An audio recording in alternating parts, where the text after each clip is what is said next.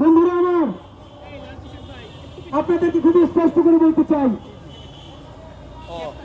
মাননীয় আর্মির চিফ, পুলিশের আইজিপি এবং ইন্টারিম বাহাদুর, যত্ন নিয়ে শোনেন।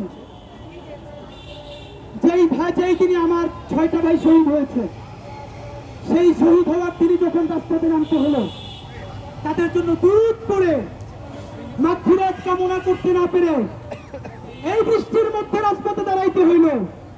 জানিয়ে রাখেন, ইনসাফের বাংলাদেশ কায়েম হওয়ার আগ পর্যন্ত এই রাজপথ আমরা ছেড়ে যাব না। গোপালগঞ্জ থাকলে ইন্টারিম থাকবে না, গোপালগঞ্জ থাকলে ওয়াকার সাহেব থাকবে না, গোপালগঞ্জ থাকলে পুলিশের আইজিপি থাকতে পারবে না। হিসাব সোজা, যারা মত বলেন ভাইবে দেখেন কি করবেন। সময় আগামীকাল 24 ঘন্টা। এই 24 ঘন্টার মধ্যে কোন হত্যাকারী, প্রত্যেকটা আওয়ামী লীগের বদমাইশ খুনিগুলা যারা গোপালগঞ্জে পালাই আছে, দেশ বিরোধী রাষ্ট্রদ্রোহী ষড়যন্ত্র করতেছে, আমার পুলিশ ভাইকে আক্রান্ত করতেছে, গাড়ি পোড়াই দিতেছে, ইউনের গাড়ি আক্রান্ত করতেছে, আমার জুলাই যোদ্ধা ভাইদেরকে জান শেষ করে দেওয়ার জন্য আক্রমণ করতেছে।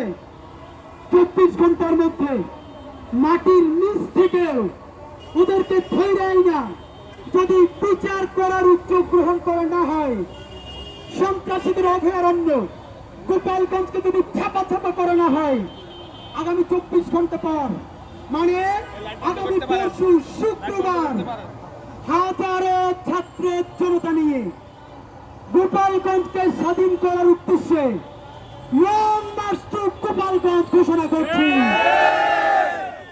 আপনাদেরকে 24 ঘন্টা সময়, এই 24 ঘন্টার মধ্যে যদি দৃশ্যমান উন্নতি দেখাইতে না পারেন, আমাদের উপরে যদি ব্রাশ ফায়ারও চলে, আমরা গোপালগঞ্জ পর্যন্ত যাবই যাব ইনশাআল্লাহ। যদি প্রতিমধ্যে শহীদ হয়ে যাই, আল্লাহর কাছে যাব। আর যদি শহীদ না হই, তাহলে গোপালগঞ্জে গিয়া ফ্যাসিবাদের আতুর ঘরকে জাহান্নাম বানাই দেব। সুতরাং ইন্টারিম সিদ্ধান্ত নেন, একশনে যাবেন নাকি সম্মিলিত মারা খাবেন। গোপালগঞ্জে বাঁচাইয়া রাইখা আসিফ মাহমুদ আর মাহফুজ চেয়ারে বসে ভাই ফেসবুকে পোস্ট দাও, আমার ভাইদের উপর আক্রমণ হয়, তুমিও তো সরকার, কেন সরকার থেকে পদত্যাগ করতেছো না বলো? যদি বিচার করতে পারো পারবা, নইলে আগামীকালের মধ্যে যদি বিচারও না শুরু হয়, আর মাহবুবের আসিফ তোমরাও যদি ক্ষমতা আঁকড়াই ধরো, সবার আগে তোমাদের বিরুদ্ধে গণ আন্দোলনের ডাক দেওয়া হবে। তোমরা পদত্যাগ করো, এরপরে চেয়ারে প্রত্যেকটা সুযোগকে আমরা টানাই আই না, জনতার আদালতে আমরা বিচার করবো ইনশাআল্লাহ। সর্বশেষ বলি, আবু শহীদের বাংলায়, ওয়াসিমের বাংলায়, রিয়াগুপের বাংলায়, প্রায় 2000 শহীদের বাংলায় গোপালগঞ্জের মতো কোনো চাউরা জমিন থাকতে পারবে না ইনশাআল্লাহ। এই জমিনকে আমরা বিজয় করে সেখানে শুকরানা নামাজ পড়ে বাংলাদেশের স্বাধীনতার পতাকা উড়াই দিয়ে আসবে। আগামীকালকের মধ্যে সরকার দৃশ্যমান অ্যাকশন না নিলে আপনাদের সাথে দেখা হবে আগামী পরশু 18 জুলাই শুক্রবার লং মার্চ টু গোপালগঞ্জে। বাংলাদেশ জিন্দাবাদ।